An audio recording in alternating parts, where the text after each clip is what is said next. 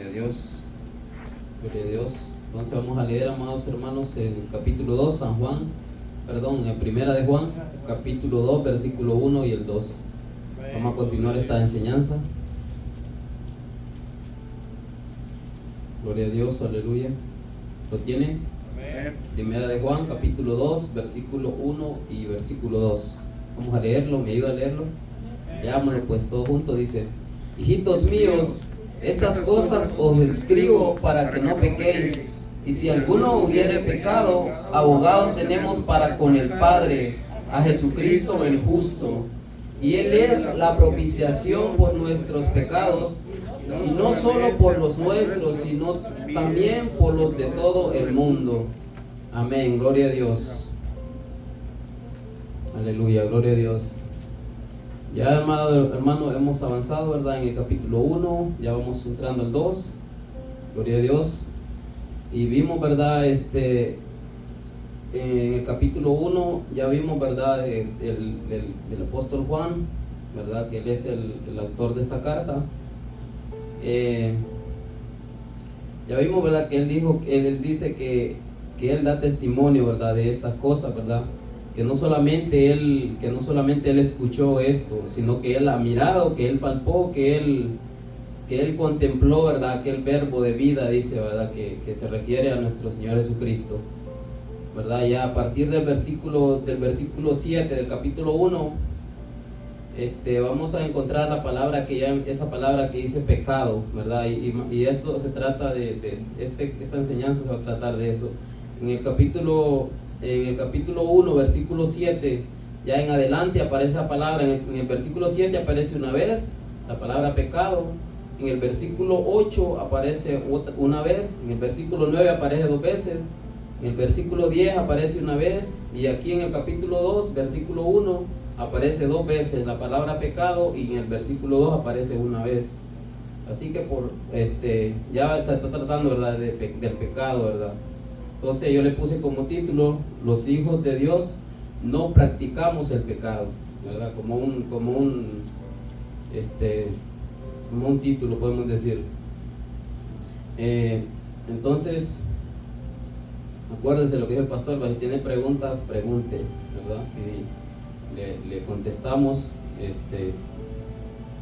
Y aquí está el pastor, hermano Ciel, para que me ayuden si no tengo la respuesta, porque no todos lo sabemos. Así que dice en el versículo 1: hijitos míos, estas cosas os escribo para que no pequéis, ¿verdad? Esta palabra hijitos que Juan la usa mucho también en esta carta, ¿verdad? La usa varias veces.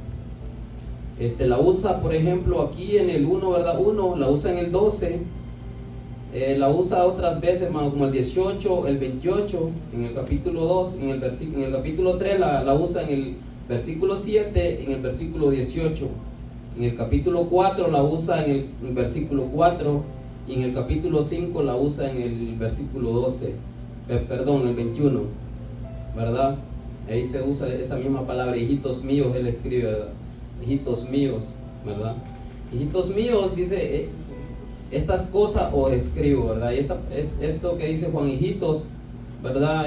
No es como, ¿verdad? Nosotros siempre escuchamos, y lo ha dicho el pastor, ¿verdad? Que siempre dicen hijos espirituales, ¿verdad? Yo en lo personal también yo no estoy de acuerdo, ¿verdad? Que se diga hijos espirituales, porque no hay una base bíblica para decir eso, para decir a los demás que son hijos espirituales. Hijos en la fe, sí, ¿verdad? Porque dicen que nosotros somos hijos en la fe, pero de Abraham, ¿verdad? Correcto. Y estoy de acuerdo ahí, hijitos. Y Juan dice hijitos míos, pero no dice hijos espirituales, sino hijitos míos, ¿verdad? Solamente ahí lo deja. O sea que si no hay una base para decir hijos espirituales, pues entonces no podemos usar de esa manera. Y esto dice, tal vez Juan lo usa, amado hermano, como tal vez porque él ganó estas personas, estas almas, ¿verdad? O tal vez no, porque esta carta es escrita para la iglesia en general, o tal vez porque él ya tenía cierta edad y los trataba de esa manera, ¿verdad? O tal vez era, amado hermano, por ternura o por afecto que él, el amor que él tenía, ¿verdad? Porque ustedes saben, ¿verdad? A veces Hay personas que le dicen hijo a uno, ¿verdad? Que uno no sea hijo, tal vez por cariño, no sé, le dicen hijo, ¿verdad? En amor pues, se puede tratar de esa manera. Juan lo usa de esa manera. Igual que lo usa nuestro Señor Jesucristo en San Juan capítulo 13, versículo 33, Él también le dijo a sus discípulos, hijitos, así les dijo, verdaderamente, trata esa palabra. Y también el apóstol Pablo la usa en Gálatas capítulo 4, versículo 19, también usa la palabra, hijitos míos, ¿verdad? Entonces, no solo es una palabra que Juan usa, sino que es una palabra como de amor, de ternura, que Él la usa para con los hermanos, a quien Él está escribiendo la carta. Y yo le dije, hijitos míos, estas cosas os escribo. Ahora, ¿de qué cosas Él puede estar hablando? Voy a preguntarle, hermano, ¿de qué cosas Él está hablando? Está muy claro, ¿verdad? Pero quiero que usted también participe. Hermano Arturo, como dice, hijitos míos, estas cosas os escribo. ¿Qué cosas está hablando Juan? Podemos decir, ¿verdad? Como dijo ahorita, hermano, que está hablando sobre el pecado. Y diciendo, pues, yo sé que todos nosotros en la naturaleza humana pecamos, pero como lo hemos dicho antes, que cuando uno nace de nuevo en el espíritu, uno ya no anda pecando, por decir, a gusto, uno ya no tiene esa convicción de saber que no hacerlo mal. Por eso él dice que si alguno peca, tiene un abogado que lo representa ante el Padre. Okay. Hijitos míos, estas cosas os escribo. Hermano Rubén, ayúdenos también usted. ¿Qué cosas? Dice, hijitos míos, estas cosas, ¿qué cosas? Pues de lo que está hablando, de que estas cosas nos escribe pues, del Evangelio de la vida del Señor Jesucristo para que no pequemos, pero que si pecamos, pues ahí mismo nos está diciendo que tenemos un abogado, el abogado es nuestro Señor Jesucristo. Amén. Porque todos, como dice ya en la carta de los Romanos, dice, porque cuando todos pecaron están destituidos de la gloria de Dios. Pero ahí también incluye a nosotros, que si nosotros por una parte pecamos, pero no porque queramos. Muchas veces es porque la falta de sabiduría de uno o porque el diablo lo tenta a uno y muchas veces la persona cae en la tentación. Pero Dios nos ha dado la sabiduría y tenemos el abogado que es nuestro Señor Jesucristo. Amén, gloria a Dios. Entonces estamos hablando, hermano, del contexto, ¿verdad? De lo que ya vimos en el capítulo 1. Estas cosas que vimos en el capítulo 1, por ejemplo, dice Juan, el verbo de vida, que está hablando en el versículo 1, ¿verdad? Por ejemplo, en el versículo 2, que la vida fue manifestada, ¿verdad? Ya sabemos que ese verbo de vida es nuestro Señor Jesucristo, ¿verdad? Que la vida fue manifestada, que está hablando también de nuestro Señor Jesucristo, de la vida eterna, que nos habla también en el capítulo 1, versículo 2, de las cosas que Él testificó o los anuncia, ¿verdad? De estas cosas os escribo, dice en el versículo 4, os anuncio que Dios es luz. Todas esas cosas, más hermano, lo que está en contexto, de eso se refiere. Lo que está antes, de verdad, de lo que ya miramos nosotros en el versículo 1, esas cosas nos está escribiendo. Y la que ya aprendimos nosotros, ya estudiamos de esas cosas que nosotros estudiamos, que ya aprendimos, ¿verdad? Que Dios es luz, ¿verdad? Y que no hay tinieblas en Él, ¿verdad? Entonces dice, estas cosas le escribo para que no pequéis, ¿verdad? Y esto no está diciendo, estas cosas lo escribo para que no practiquemos el pecado, ¿verdad? Porque Él mismo dice ahí, ¿verdad? En el versículo 8, si decimos que no tenemos pecado, ¿verdad? Pero aquí está diciendo para que no pequéis. Entonces lo que está diciendo es para que no practiquemos nosotros el pecado. Por eso le puse como título, ¿verdad? Los hijos de Dios no practicamos el pecado. Porque si una persona se dice ser cristiano pero practica el pecado, entonces no es hijo, ¿verdad? Estas cosas os escribo para que no pequéis, ¿verdad? Dice. Y es lo que ya está antes de lo que está aquí en el capítulo 2. Estamos empezando lo que ya miramos nosotros en el versículo 1.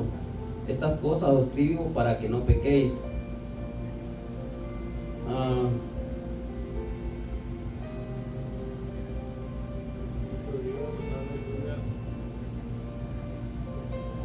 Entonces, como cristianos, amados hermanos, no podemos practicar el pecado, y para eso vamos a ver un pasaje que está aquí mismo en San Juan capítulo 3, versículo el 8 al 10. Lo vamos a ver ahí, si quiere lo busca conmigo. ¿verdad? ¿Y qué dice ahí? El que practica el pecado es del diablo, porque el diablo peca desde el principio. Para esto apareció el Hijo de Dios, para deshacer las obras del diablo. Todo aquel que es nacido de Dios no practica el pecado, porque la simiente de Dios permanece en él y no puede pecar, porque es nacido de Dios. En esto se manifiestan los hijos de Dios y los hijos del diablo. Todo aquel que no hace justicia y que no ama a su hermano no es de Dios. Ve, tan fácil dice, ¿verdad? Tan sencillo. Dice que el que practica el pecado es hijo de ¿quién? No lo digo yo, no lo dije el pastor, ¿verdad? Claro que uno, ¿verdad? Para decirle a una persona que le va a evangelizar, uno le dice que es hijo del diablo, aunque lo es. Si no tiene a Cristo, es hijo del diablo. Pero uno lo hace con amor, ¿verdad? Para que esa persona le dé el espacio a uno, porque si usted le va a decir yo solo hijo del diablo, la persona se le va a ir y no le va a dar tiempo de explicarle el evangelio. Porque eso se trata de enseñarle el evangelio a esa persona. Porque si yo voy y le digo, mira, que tú eres un hijo del diablo, que no te arrepentís, aunque el Señor puede usar eso para salvar a esa persona también, porque es parte de la palabra de Dios, ¿verdad? Pero cuando dijimos que hay hijos del diablo, hijos de Dios, es porque la Biblia lo dice, no es porque nosotros como cristianos decimos, nos hemos inventado eso, no, es palabra de Dios, y como es palabra de Dios, entonces la decimos. Todo aquel que no tiene a Cristo, que no es nacido de Dios, es hijo del diablo, ¿verdad? El que practica el pecado puede estar en la iglesia, puede tener 30 años en la iglesia, lo que tenga, pero si vive practicando el pecado es un hijo del diablo. Porque el hijo de Dios no practica el pecado, ¿verdad? Porque dice el 10, en esto se manifiestan los hijos de Dios y los hijos del diablo. Todo aquel que no hace justicia y que no ama a su hermano no es de Dios. El 9 dice, todo aquel que es nacido de Dios no peca, ¿verdad? Por eso le estoy mostrando este versículo, porque acá es Juan, que hijitos míos, estas cosas les escribo para que no pequéis. Entonces lo que está diciendo es que nos escribe todo lo que está anteriormente para que no practiquemos el pecado. Si nos decimos ser hijos de Dios, no podemos practicar el pecado, ¿verdad? Como dice en Mateo capítulo 7, que un árbol bueno no puede dar frutos malos. ¿O sí puede dar frutos malos un árbol bueno? No. Cuando es un árbol de naranja dulce, es lo que va a dar un árbol de naranja dulce. Cuando es un árbol de limón, va a dar limones, porque es esa naturaleza de él, ¿verdad? De limón dar limones. Entonces lo que está diciendo, si uno es nacido de Dios, no va a practicar el pecado, porque si practica el pecado no es mentira que es nacido de Dios, ¿verdad?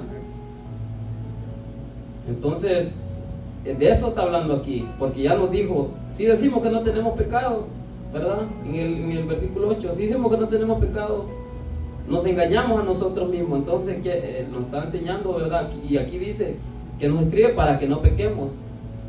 Ahora yo le puedo hacer una pregunta a usted. ¿Usted cree que usted peca? Hermano Arturo, ¿usted peca? Hermano Rubén, ¿peca usted? Sí, es que hay una diferencia en pecar y practicar el pecado, ¿eh? Esa es una diferencia. Y no nos equivoquemos que creamos que pecado es fornicar, adulterar, mentir. No, hay otros pecados. La pereza, la glotonería, es pecado. Hay muchas cosas que nosotros las pasamos porque decimos, no, pues el no congregarnos, si tenemos por costumbre no congregarnos, eso es como estar practicando el pecado, ¿verdad? ¿Sí, pastor? Es una pregunta, hermano. ¿Podría dar una pequeña lista de los pecados de la iglesia? Porque siempre se habla de pecado, pero cuando no se especifica qué tipo de pecado la iglesia está practicando o está haciendo o está realizando, que como no se especifican los pecados, pues pensamos que solamente el mundo peca, pero la iglesia decimos no, la iglesia no peca. ¿Quién dijo que la iglesia no peca? Si no pecáramos no tendríamos un abogado. Claro, unos pecan más que otros, pero digámoslo así, podría darnos una pequeña lista de los pecados de la iglesia, hermano. Sí, amén. Entonces estamos, ¿verdad?, en practicar el pecado. Ahora vamos, dice, y si alguno peca, entonces ¿dónde vamos a entrar nosotros? Que somos los de la iglesia, el pastor está preguntando, y si alguno peca como nosotros, ¿verdad? Usted, hermano, dijo que peca. Yo le puedo preguntar a usted, ¿en qué peca? Le puedo preguntar, por ejemplo, ¿usted ama a Dios todos los días, siempre? Ese es un mandamiento de Dios, ¿verdad? Amarás al Señor tu Dios con todo tu corazón, o a tu prójimo, ¿verdad? Hay muchos hermanos, hay muchas cosas que le fallamos al Señor en nuestro pensamiento, ¿sí? O Pastor está preguntando, ¿verdad? Pecados que en la iglesia, por ejemplo, le dije yo que congregarnos, es un mandamiento del Señor no congregarnos, amado hermano. Y al no congregarnos, no solamente estamos rompiendo ese mandamiento, sino que estamos rompiendo también el mandamiento de amar a Dios, de amar al prójimo, ¿verdad? De amarnos nosotros unos con los otros. Porque yo vengo aquí primeramente, ¿verdad? Para cumplir el mandamiento del Señor, no dejar de congregarnos, porque Él pone en mi corazón sentir ese deseo de venir. Yo creo que a usted también. Y a todos nos pone ese deseo, creo, aunque a veces nos dejamos llevar por esa pereza, por ese sentir, y nos quedamos en casa. El leer la Biblia, si no la leemos, si no ayunamos, son pecados que nosotros como iglesia podemos estar practicando, ¿verdad? Como hijos de Dios. Por eso es que necesitamos aquí el abogado, que dice, tenemos un abogado, pero necesitamos nosotros confesar al Señor. Pero no solamente confesarlo, hermano, y quedarnos ahí, ¿no? Si lo confesamos y nos arrepentimos, entonces no debemos seguir practicando eso, tenemos que dejar eso a un lado. El pastor va a ampliar más, ¿verdad? Esto ahorita, que le vamos a dar el tiempo, pero de eso se trata, hermano. Nosotros, por ejemplo, no vamos como iglesia a predicar el evangelio, que es un mandamiento del Señor. Eso estamos pecando ahí. ¿Ve? Entonces, es lo que lo estoy diciendo, que son pecados que nosotros, ¿verdad? Debemos ir cortando, decirle al Señor, perdóname, Señor, pero no solo decirle perdóname, me arrepiento, sino dejar o empezar a hacer lo bueno. No solamente dejar de hacer lo malo, sino hacer lo bueno, porque el que sabe hacer lo bueno y no lo hace, entonces le cuenta por pecado, ¿verdad? Pastor, ¿quiere usted ampliar un poco ahí? Claro que sí, hermano, está muy interesante, muy importante que todo el pueblo llamado de Dios como iglesia sepa cuáles son los pecados que el pueblo de Dios practica y se dé cuenta que no porque seamos hijos de Dios, Dios va a hacer acepción de personas. Por ejemplo, tenemos el pecado de la hipocresía, hermano. Amén. De la falsa apariencia, que aparentamos en la iglesia que somos angelitos, que tenemos la aureola, que tenemos alas y parece que vamos a volar y se brinca, salta y canta y parece que todo lo que está brillando es oro. Pero eso se llama hipocresía. Amén. Ananías y Zafira fueron castigados por la muerte por mentir al Espíritu Santo y por practicar la hipocresía delante de la iglesia, aparentando que daban, por ejemplo, $10,000, cuando en realidad dieron 5,000 y se quedaron con otros 5,000. Eso es un ejemplo que estoy dando. Amén. Que ellos prometieron a la iglesia una gran cantidad, pero bajo el agua ellos no la dieron toda.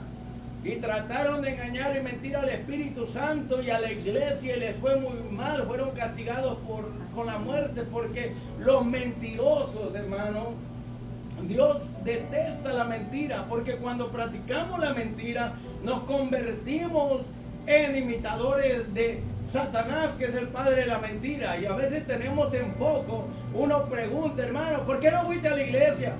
Y nos inventan un montón de excusas o nos dicen mentiras. Y Dios sabe que están mintiendo. ¿Por qué no dicen la verdad? Así se evitan, ¿verdad?, ese pecado. Al fin y al cabo Dios lo sabe y lo está escuchando. Mejor decir la verdad, hermano. Es que no me sentía bien, no estaba cansado. Pero que digan la verdad, hermano. ¿Qué les cuesta decir la verdad? Pero no, se inventan un rollo de cosas y te dan tantas excusas y te dicen mentiras. Ahora, el engaño también es pecado de la iglesia, la mentira, la hipocresía, la falsa apariencia. Amén. Y la ingratitud. Porque cuántas bendiciones Dios nos da, Pero ¿cuántos de estos 10 leprosos regresaron a agradecer a Dios? Y muchos no testifican porque no están agradecidos, no saben agradecer, no son amables con el Señor.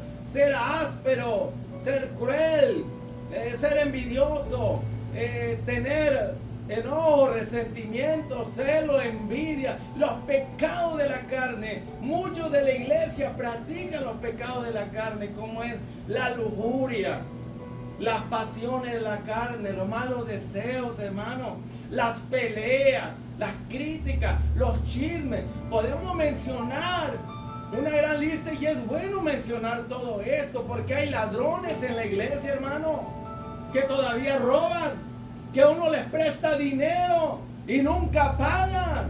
Eso, hermano, es muy serio y no hacen restitución. Dicen que se convirtieron a Cristo, le deben a todo el mundo. Su deber es irle pagando a cada uno lo que le deben cuando estaban en el mundo, para que la gente sepa que pues están demostrando que realmente se convirtieron. Los malos pensamientos, los malos deseos, el no ocuparse en la lectura, como le dijo Pablo a Timoteo, ocúpate en la lectura. El no leer la palabra de Dios nos vuelve débiles, porque no leer la palabra de Dios, dice, medita en la palabra de día y de noche, hermano. El no hacerlo, estamos pecando. Pero Jesús también dio el mandamiento, escudriña las escrituras. Escudriñar la escritura es más que leer la palabra. Amén. Es indagar, examinar minuciosamente para encontrar el significado, como la pregunta que hizo ahorita. ¿De qué cosas está hablando? Hay que tener en cuenta el contexto, lo que se dijo antes y lo que se está diciendo ahora para entender la palabra. Amén. Pero ¿cómo se va a entender la palabra si en las casas hoy el ídolo favorito de la mayoría es el celular, es el teléfono? Ya no leen la Biblia, hermano. Ya no meditan, ya no la memorizan. Y la Biblia dice, en este mismo epístola, el último versículo dice, hijitos, tengan cuidado con los ídolos. Y un ídolo es todo aquello que usted y yo ponemos antes que Dios, a Dios. Por eso, hay idólatras en la iglesia, sí. Porque está el ídolo carro, casa, trabajo, deporte, 1000 cosas, hermano. Hay 1000 cosas en tu corazón. Y por último dejan a Dios. Lo último que piensan es en la iglesia. Lo último que piensan es en el Señor. Y dicen que lo aman. El Señor me dijo, dile que si me aman, que me lo demuestren. Amar a Dios significa darle el primer lugar en tu vida. Sí, y todos los días, hermano. Amén. Cualquier cosa que usted ponga antes que a Dios se convierte en un rival de Dios, en un Dios, en un ídolo. Y eso es muy serio, nos convierte en idólatras, hermano. Entonces hay una gran lista y es necesario mencionar todo esto porque muchos piensan que el orgullo no es pecado. Necesitan ayuda y no piden ayuda. Pueden ayudar y no ayudan a nadie. La soberbia, la altivez. ¿Y qué otros pecados? Hay un montón. El egoísmo. Amén. Todo para mí. Pero no quieren compartir con Dios, con su obra, con nadie. Nada más son como el asadón, todo para mí. Pero no son como la pala, no comparten con nadie, hermano. Yo estoy hablando no solamente de dinero, estoy hablando de compartir tiempo, ¿me entiende?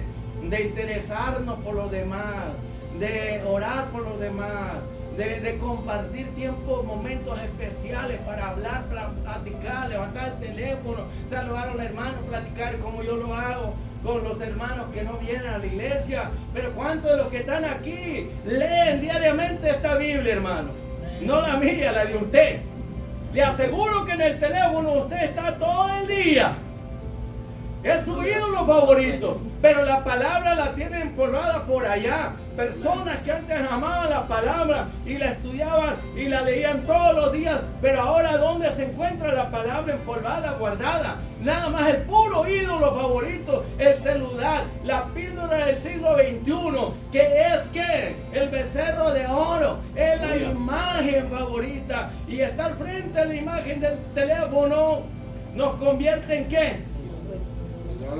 No te harás imagen. Amén. No estoy diciendo que sea malo usar el celular, pero la pregunta es, ¿en qué gastas tu tiempo? Pasan 2-3 horas en el celular y no hablas con Dios, no lees la palabra, no meditas en ella, no la memorizas, no glorificas, no exaltas a Dios. Entonces el celular te está matando la espiritualidad y te está volviendo seco.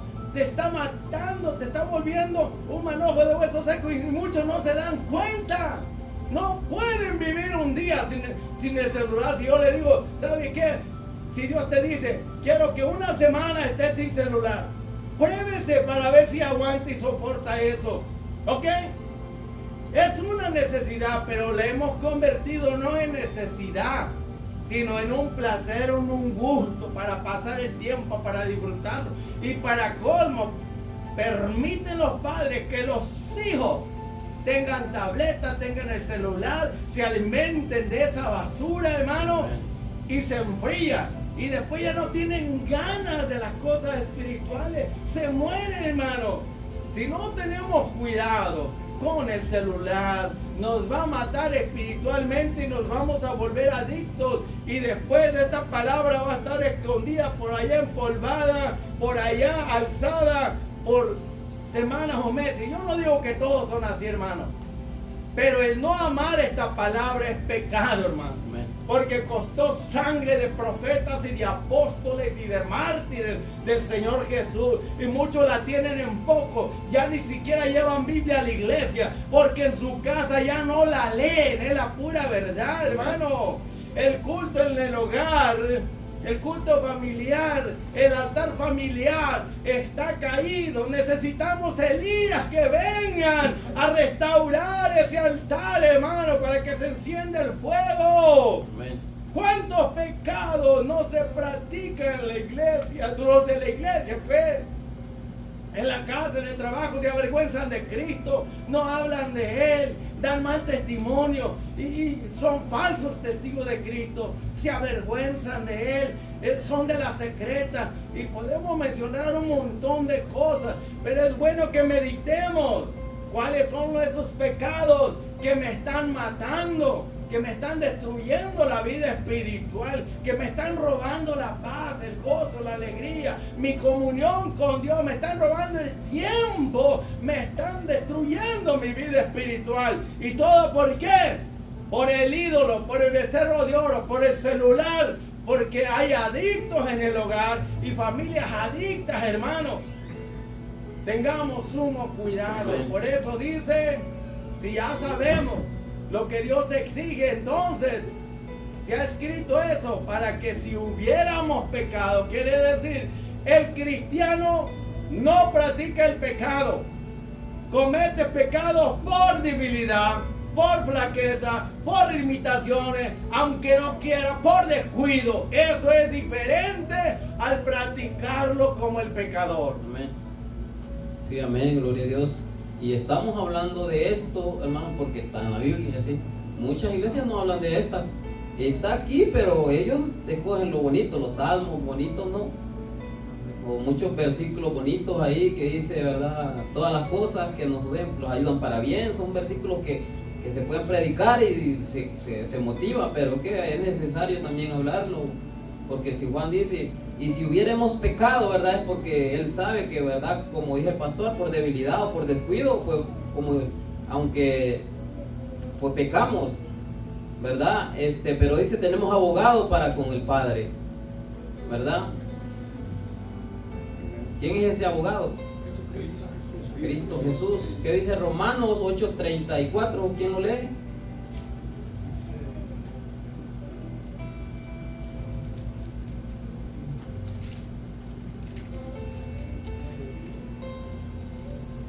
¿Quién es el que condenará? Cristo, Él es el que murió, más aún el que también resucitó, el que además está a la diestra de Dios, el que también intercede por nosotros. Pero léelo bien porque sonó como que Cristo no está condenando, ahí como lo leíste. ¿Quién es el que condenará? Cristo es el que murió, más aún el que también resucitó, el que además está a la diestra de Dios, el que también intercede por nosotros. Amén. ¿Qué dice? ¿Quién nos condena? Es como una pregunta que está haciendo, ¿verdad? ¿Quién nos condenará? ¿Verdad? Y después dice, Cristo es el que murió por nosotros, el que además está a la diestra, ¿verdad?, del Padre, intercediendo por nosotros. Él es el abogado. Por eso dice que si pecamos, abogado tenemos para con el Padre, porque Él está ¿dónde? A la diestra del Padre, ¿verdad? Un abogado, hermano, es alguien, ¿verdad?, alguien que defiende a alguien, ¿verdad?, o a un acusado, ¿verdad? Es porque esa persona cometió un delito. Podemos hablar terrenalmente hablándolo. Bueno, y nosotros también, nosotros hemos cometido delito delante de Dios, ¿verdad? Pero dice, más adelante vamos a ver que dice que Cristo es la propiciación por nuestro pecado, pero nosotros, es como que nosotros hemos cometido un delito delante de Dios. Pero si venimos y estamos en Cristo, ahora, ¿verdad?, dice que Cristo es nuestro abogado. Y para que este abogado, para defender a alguien, necesita que tener pruebas, ¿verdad?, que avalen que esa persona, ¿verdad?, es inocente o es culpable. Si es un acusador o un defensor, necesita tener pruebas de que esa persona es inocente. Si nosotros, ¿verdad?, nos presentamos delante de Dios, ¿qué prueba le podemos ofrecer que somos inocentes? No tenemos ninguna. Pero Cristo tiene pruebas, ¿verdad?, que nos ha perdonado. ¿Cuáles son esas pruebas que Cristo tiene que nos ha perdonado? ¿Verdad? Porque Él murió por nosotros, dice. Entonces, ¿cuáles son las evidencias que Él tiene que Él murió por nosotros? Hermano Ciel, ¿qué evidencia tiene Cristo? ¿Verdad? Podemos decir, porque si es un abogado es porque Él tiene evidencia de que, ¿verdad?, pero que nos ha perdonado, porque Él murió por nosotros. Él tiene evidencia que nos ha perdonado. Bueno, no sé si le viene a la mente, ¿verdad?, algunas evidencias que Cristo puede tener, que nos ha perdonado, que Él murió por nosotros ante el Padre, porque Él es nuestro defensor, Él es nuestro abogado. Y un abogado necesita tener evidencias, pruebas para poder, ¿verdad?, defender a alguien. De que ya no practicamos el pecado, ahí lo dimos hace poquito. Y la otra es que ya no estamos, ya no andamos conforme a la carne, como dice ella en el mismo versículo, ahí en el capítulo 8. Dice que ninguna condenación hay para nosotros si estamos en Cristo. Pero allá aclara, dice que los que no andan conforme a la carne, sino con el Espíritu. Por eso él ya dio para que nosotros tengamos ahora. Él se entregó para que nosotros ahora. Por eso Él dice que Él ya nos compró, nos limpió, porque Él ve cómo es que andamos nosotros. Porque Él mismo dice, yo ya pagué por ustedes, ahora a ustedes les toca hacer lo que les pertenece hacer. Delante de Dios hay un fiscal, ¿verdad?, que acusa, y hay un abogado que defiende. ¿Qué evidencia, hermano Consuelo, tiene Cristo para ver que nos ha perdonado delante del Padre? ¿Qué evidencia tiene Él? Sí, pero evidencia, ¿qué evidencias tiene Él que Él murió? Pruebas que Él tiene. Pruebas, como pruebas o evidencias que Él tiene para... Bueno, hermanos Álvaro, sus marcas, ¿ve? Esas son una de las evidencias, ¿verdad?, que Él murió por nuestro pecado. Sus marcas, Cristo tiene sus marcas todavía. Claro que Él las tiene, Él tiene sus marcas, Él tiene evidencia de que Él murió por nosotros, ¿verdad? Él tiene evidencia delante del Padre. Él todavía tiene sus heridas, sus costados, en su costado tiene su herida, en sus manos tiene sus heridas. Hermano Henry ya sabe ese versículo que dice, ¿qué dice, hermano Henry?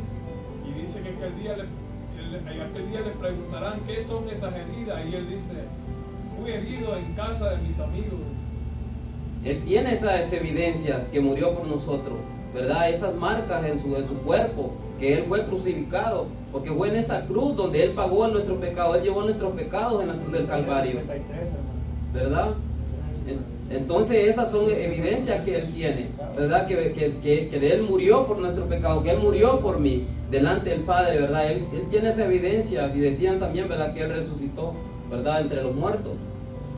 Esa es una evidencia, ¿verdad?, de que Dios aceptó su sacrificio, podemos decir. Pero Vamos a continuar. Dice que abogado tenemos para con el Padre, más ya para terminar, le vamos a dar otro tiempo al pastor para que nos amplíe. Vamos entonces al 2, y dice a Jesucristo el justo, ¿verdad? Jesucristo el justo. ¿Por qué Él es el justo? ¿Verdad? Él siempre hace lo correcto, lo recto, ¿verdad? Y el pastor decía, ¿verdad?, que Él no hace evidencia, Él no hace acepción de personas. Él no hace acepción de personas. Él siempre hace lo correcto, ¿verdad? Puede tener más ampliación, pero vamos a continuar en el versículo. Dice, y Él es la propiciación por nuestros pecados, y no solo por los nuestros, sino también por los de todo el mundo. Él es la propiciación por nuestros pecados. No dice que Él es, habla como en presente, ¿verdad? Dice que Él es nuestra propiciación, ¿verdad? No sé si usted, esas palabras, hermano, cuando yo me convertí, todas esas palabras a mí me causaron, ¿verdad? Inquietud, ¿verdad? Conocerla. Claro que no tengo mucho, ¿verdad? ¿Cómo le digo? Mucho para ampliarlas, para explicarlas, pero sí sé qué significan. Por ejemplo, expiación, redención, palabra justificación, son palabras que nosotros debemos saber, ¿verdad? Expiación, redención, justificación, santificación, son palabras muy importantes que nosotros debemos saber qué significan, porque es ahí lo que significa, ¿verdad? Abarca todo lo que va, lo que Dios. Por eso decimos, ¿verdad?, que Cristo, cuando Él murió en la cruz del Calvario, Él nos dio, ¿verdad? Él es como un paquete, ¿verdad?, que Él nos da a nosotros. Podemos decir, esto, hermano, tiene que ver todo con la salvación, ¿verdad? Todas estas palabras, expiación, redención, y esta que está aquí, que se llama propiciación. Podemos decir, ¿qué quiere decir eso? Hermana pastora, ¿usted no quiere participar, o le da el tiempo al pastor? ¿O alguien que quiera participar? Esta palabra, expiación. Propiciación. Perdón, sí, propiciación. ¿Qué quiere decir esta palabra? ¿Verdad? Una palabra que se repite mucho, por ejemplo, en Romanos también, ¿verdad? En Romanos 3 la va a encontrar. A mí me causó curiosidad, o sea, yo quería saber qué significaba esa palabra. Expiación, ¿qué significa esa palabra? Yo necesito saber qué significa eso. ¿Qué significa redención? Yo necesito saber qué significa esa palabra. Se apropia de nuestros pecados. Propiciación, ¿cómo ya? Que yo digo que creo que significa que se apropia de nuestros pecados. Que los pecados que nosotros teníamos, Él se hizo dueño ahora. Suena, parece, pero no significa eso. Porque se dije eso porque suena así, pero no. Eso tiene que ver, amado hermano, propiciación tiene que ver con. Dice que, vamos a leer un versículo en San Juan capítulo 3, versículo 36, creo, 38. San Juan 6.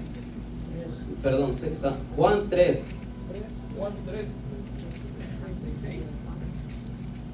36, sí. Pero quiero que lo lea duro, que escuche. El que cree en el Hijo tiene vida eterna, pero el que rehúsa creer en el Hijo no verá la vida, sino que la ira de Dios está sobre él. ¿Qué dice? El que cree en el Hijo tiene vida eterna. eterna, pero el que rehúsa creer en el Hijo no verá la vida, sino que la ira de Dios está sobre él. ¿Qué está sobre él? La ira de Dios. ¿Por qué está la ira de Dios sobre él? Porque no cree. Porque no cree. No cree en el Hijo. Porque no cree en el Hijo. Y nosotros, dice, el que tiene al Hijo, el que cree en el Hijo, tiene vida eterna. Entonces, esta palabra que quiere decir, si esa ira está sobre esa persona, cuando esa persona cree en Cristo, la ira es removida. Eso es lo que quiere decir eso, ¿verdad? Que la ira de Dios es satisfecha en Dios. Cristo satisfizo, podemos decir de esa palabra, ¿verdad? La justicia de Dios, ¿verdad? Y esta palabra es propiciación, o como aplacar, ¿verdad? La ira de Dios. Dice que Dios está airado con el pecador. La ira está sobre esa persona. Y no ha sido consumido, dice, porque grandes son sus misericordias, ¿sí o no? Entonces, amado, lo que quiere decir que Cristo aplacó, ¿verdad? O apaciguó la ira de Dios, ¿verdad? Cuando Cristo murió en la cruz del Calvario, cuando uno cree en Cristo, esa ira es removida, ¿verdad? Por eso ¿qué dice Romanos 5:1, hermano Henry? ¿Te lo sabes? Justificados pues por la fe tenemos paz para con Dios. Ya no somos más enemigos de Dios porque esa ira ya se removida. Romanos 8 dice que ya ninguna condenación hay para los que estamos en Cristo Jesús. ¿Por qué no hay condenación? Porque esa ira, hermano, ya la condenación ya fue removida, esa ira de Dios. Y eso es lo que significa, ¿verdad? Propiciación, que la ira de Dios ha sido aplacada. Y esta palabra, hermano, se la usaban, ¿verdad? En la antigüedad, ¿verdad?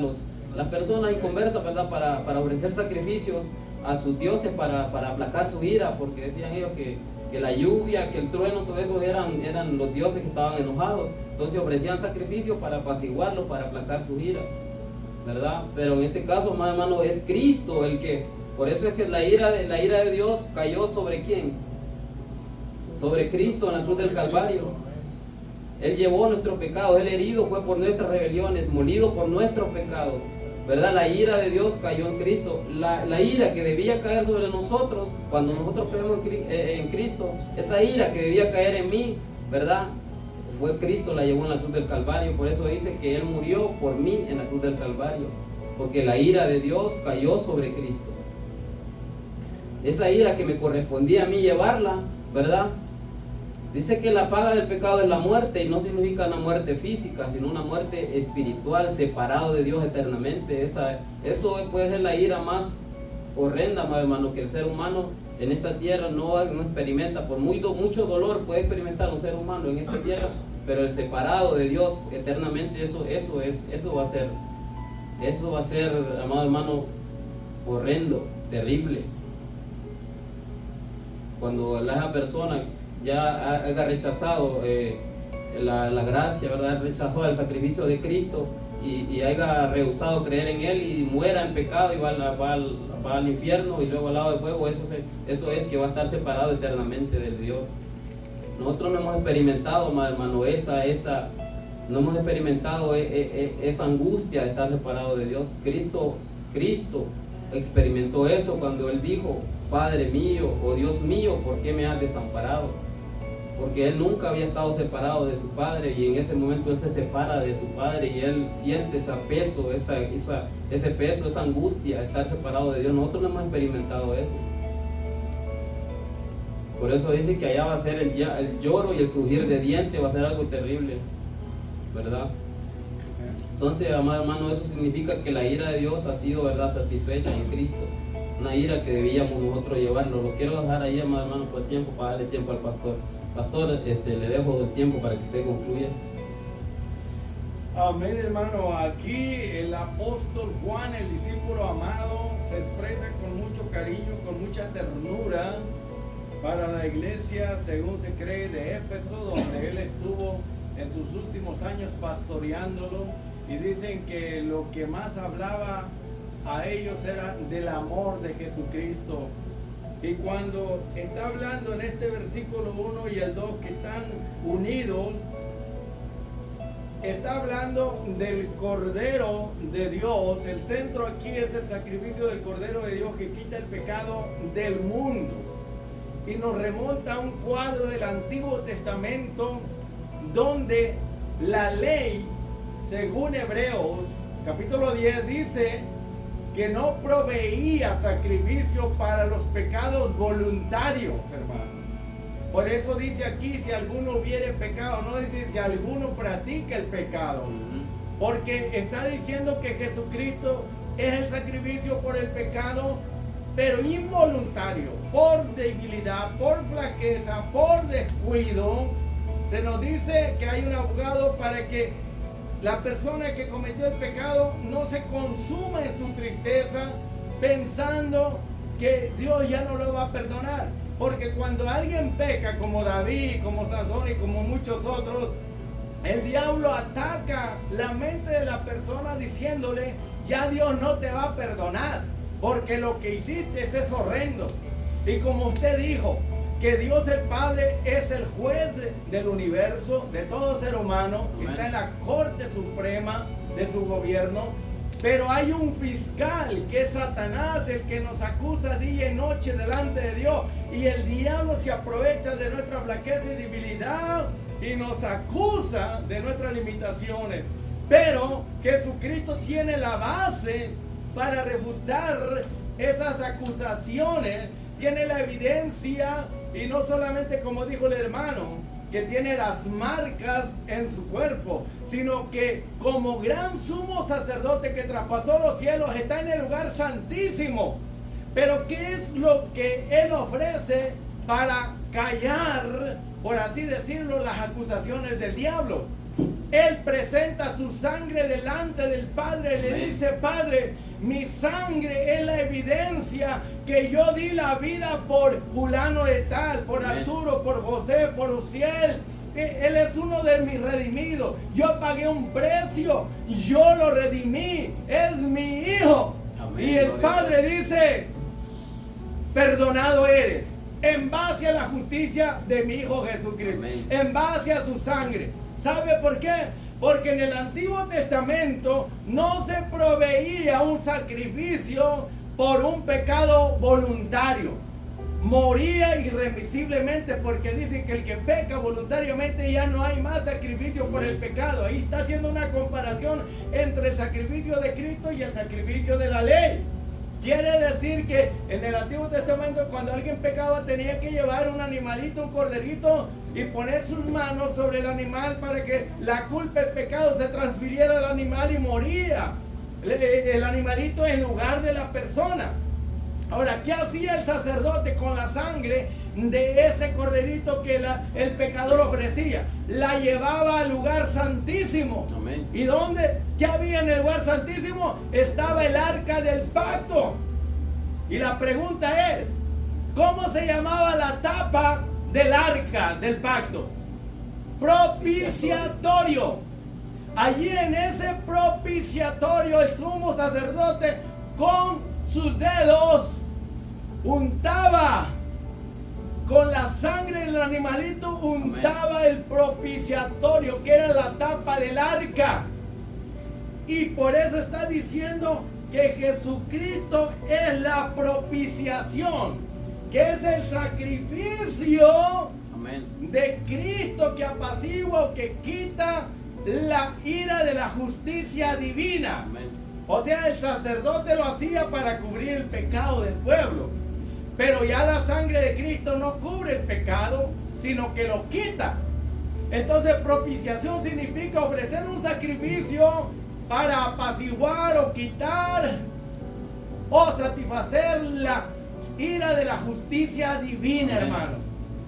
Pero cuando se trata de propiciación, el sacrificio que se ofrece para apaciguar esa ira o quitarla, si se trataba de animales, pues lo cubría y apaciguaba la ira divina. Pero cuando se trata del sacrificio de Cristo, totalmente satisface la justicia divina, y Dios, en lugar de castigar a la persona, lo perdona, lo justifica, lo declara libre de la culpa. En base a la sangre que Cristo fue al lugar santísimo, y allá está el arca del pacto, y allá llevó su sangre y puso su sangre en el propiciatorio del arca del pacto, en el lugar santísimo allá arriba en los cielos, y esa sangre es el testimonio contra las acusaciones del diablo, hermano. Entonces, una cosa es pecar voluntariamente o practicar el pecado a sabiendas, y otra cosa distinta es que uno peque por flaqueza, por debilidad, por descuido o porque estamos limitados. Entonces, ¿qué tenemos que hacer? Reconocer que hay un abogado que nos defiende contra las acusaciones de Satanás, para que no nos dejemos llevar por lo que el diablo ponga en la mente de la persona. ¿Qué pone? Condenación, culpabilidad. Dios no te va a perdonar. Pero ¿qué dice en esta misma epístola? Lo dice bien claro. Si tu corazón te reprende, que te dice que ya Dios no te va a perdonar, que ya está cansado de ti, no creas a tu corazón, porque es perverso y malo más que todas las cosas. Dice: mayor que tu corazón, que tus sentimientos, tus pensamientos, mayor es Dios que tu corazón. Entonces, aunque tu mente te diga una cosa, tu corazón, tú tienes que creer lo que está escrito. Y si tú confiesas tu pecado y te apartas, pide perdón. Usted por fe tiene que creerlo, aunque no lo acepte tu mente o no lo acepte tus sentimientos. Esto no es por lo que piensas, no es por lo que sientes. ¿Me entiendes? Esto es por fe. Que tú, si haces lo que dice la palabra, solamente créelo y punto. Aleluya. Nada tiene que ver cómo te sientes o lo que estás pensando, porque allí el enemigo trabaja en el corazón, poniendo pensamientos y sentimientos de culpabilidad. Y es que no siento que Dios me haya perdonado. ¿Y quién dice que tienes que sentirlo? Tienes que creerlo.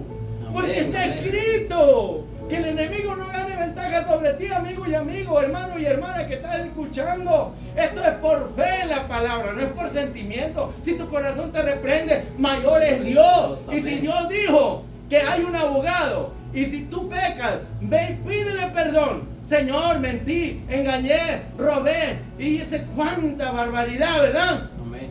Vengo arrepentido, perdóname. Entonces solamente créelo, y la sangre de Cristo te lava y te limpia de todo pecado. Pero esto es por fe en la palabra, no es por lo que tú piensas, por lo que tú sientes, porque allí es donde el enemigo se aprovecha. Te pone un montón de pensamientos de condenación, de culpabilidad. Te pone sentimientos también negativos. Y dices que no siento que ha sido perdonado. ¿Y quién dijo que tienes que sentirlo? Tienes que creerlo, no sentirlo, hermano. No le des ventaja al enemigo. Amén. Es por eso que muchos quedan atrapados y dicen, no, yo mejor ya no sigo en este camino, porque es que no creo que Dios me vaya a perdonar otro pecado. ¿Y quién dijo que Dios no puede perdonar pecado en base a Jesucristo? Es que es por el crédito de Jesús, no por el tuyo, no es tu justicia, es por lo que Cristo hizo por ti. Y si Él dio su vida y su sangre, te limpia de todo pecado, tú solamente créelo. ¿Por qué? Porque todos los días fallamos a Dios y por eso nos vamos a rendir. No, Señor, vengo al manantial de Emanuel, vengo a bañarme y a limpiarme. ¿Te bañas todos los días? ¿O de vez en cuando, verdad? Es necesario lavarnos y limpiarnos, ¿sí o no? Amén. Aleluya. ¿Por qué lo hacemos? ¿Queremos oler bonito? Pues para oler bonito delante de Dios tenemos también que vivir bajo la sangre del pacto eterno, Amén. lavados y limpiados de toda maldad, de todo pecado, quitarnos esas manchas, esas arrugas y todo, la contaminación, hermano. Si todos los días, ¿verdad? Practicamos la higiene, ¿por qué no hacerlo la higiene espiritual también? Los sacerdotes lo hacían, hermano, por ley. Y nosotros como cristianos tenemos que vivir bajo la sangre del pacto eterno, lavados y limpiados. Amén. Cada vez que te manches, que te ensucies, que pienses mal, desees cosas que a Dios no le agradan, pues lávate en la sangre de Emanuel, límpiate. Hay una fuente, hay un abogado. ¿Qué más quieres que Dios haga por ti? Pero no abuses de la bondad de Dios, no abuses del favor de Dios, no abuses de la gracia de Dios, porque eso ya nos lleva a la impiedad. El abusar de la gracia nos lleva a la impiedad. Oh, como quiero, tengo un abogado, pues puedo pecar y me lavo y me limpio. Pero ahí dice, si hubiere pecado, no dice si practicas el pecado, que es cosa diferente. Bueno, entonces, hermano, propiciación significa ofrecer un sacrificio para apaciguar o quitar la ira de la justicia divina. Y Jesucristo, Él es el que hizo propiciación por nosotros, ofreció un sacrificio para quitar nuestro pecado, y su sangre todavía tiene el valor en el lugar santísimo y sigue limpiando todavía de pecado, porque es sangre de Dios, es sangre divina, es sangre eterna, es sangre que va a estar allí hasta que se termine el plan de la redención de Dios. Amén, gloria a Dios. Entonces la justicia de Dios quedó satisfecha y por eso es que nos puede perdonar, ¿verdad? Dice que Él es la propiciación por nuestros pecados y por los de todo el mundo. Eso no quiere decir, como dicen algunos, que todo al final, todo el mundo va a estar en el cielo. Eso no quiere decir. Tiene aplicación hasta que la persona reconoce que es un pecador, ¿verdad? Reconoce que es un pecador y se arrepiente de su pecado y le pide perdón a Dios por su pecado. Eso hasta ahí empieza a tener, ¿verdad? La aplicación, eso, validez, ¿verdad? Viene a tener la aplicación en la vida de una persona, el sacrificio de Cristo. Si no confiesa su pecado, si no reconoce que tiene pecado, si no confiesa su pecado y si no se arrepiente, la ira de Dios va a caer tarde o temprano sobre esa persona. Va a morir en pecado y va a ir a una condenación eterna. Así que todo ser humano hemos pecado. Por cuanto todos pecaron, todos estamos destituidos de la gloria de Dios. Pero, ¿verdad? Y por cuanto todos pecamos, la ira de Dios está sobre todo ser humano, ¿verdad? Pero hay un sacrificio, el de Cristo, ¿verdad? Esa propiciación, esa verdad que Cristo removió, ¿verdad? O satisfizo la justicia de Dios, ¿verdad? Y ahora podemos tener paz. Y nosotros que tenemos a Cristo tenemos paz para con Dios. Y ya no hay condenación, ¿verdad? Para los que estamos en Cristo Jesús. Solamente para los que hemos aceptado el sacrificio de Cristo. No es para todo el mundo, solamente aquel que reconoce su pecado y se arrepiente de su pecado, ¿verdad? Es que viene a ser hijo de Dios y ya no hay condenación para esa persona. Gloria a Dios. Así vamos a cerrar la grabación, gloria a Dios, y vamos a ponernos de pie para orar, amados.